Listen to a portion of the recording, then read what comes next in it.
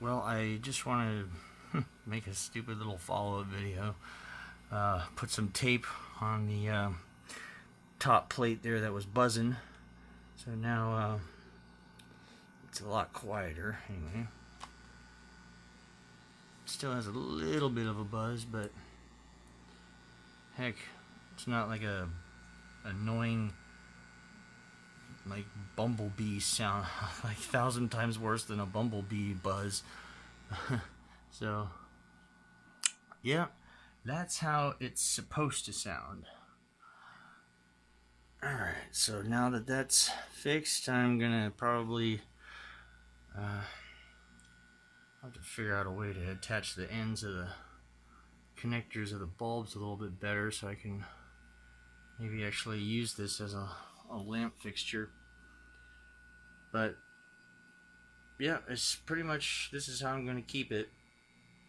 I'm going to leave it on now for like an hour, half hour to an hour, and see how warm it gets, and see how well that capacitor holds up. Alright, very good. Just wanted to show that little add-on. Just put some electrical tape over the edge, and no more annoying buzz. So, alright, we got it plugged in right here. Comes on nicely.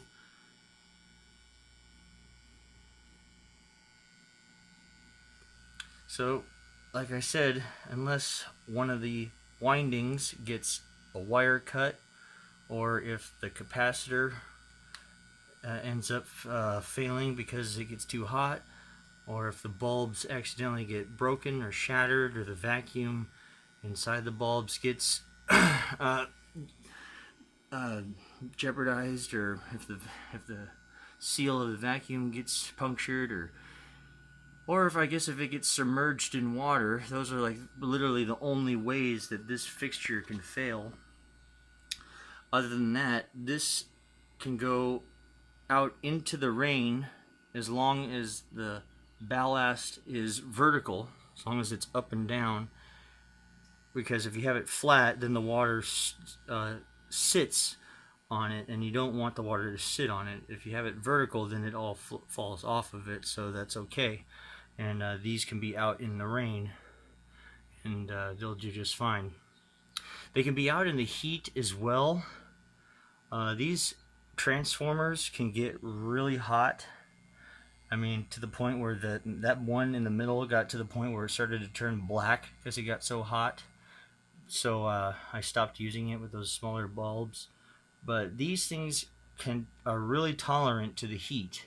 So you can have them out in the really hot weather too, and they'll do just fine. You just gotta look at the temperature rating for the capacitor. Sometimes they're 70 degrees Celsius, sometimes they're 90 degrees Celsius, and that's usually when the capacitor starts to fail, is when they get too hot. But like I said, as long as you don't get the capacitor too hot, you don't submerge this in water, you don't get any of the wires cut, the bulbs don't get shattered. Other than that, as long as you just maintain your ballast here, your light bulbs, they should continue to operate for for a lifetime.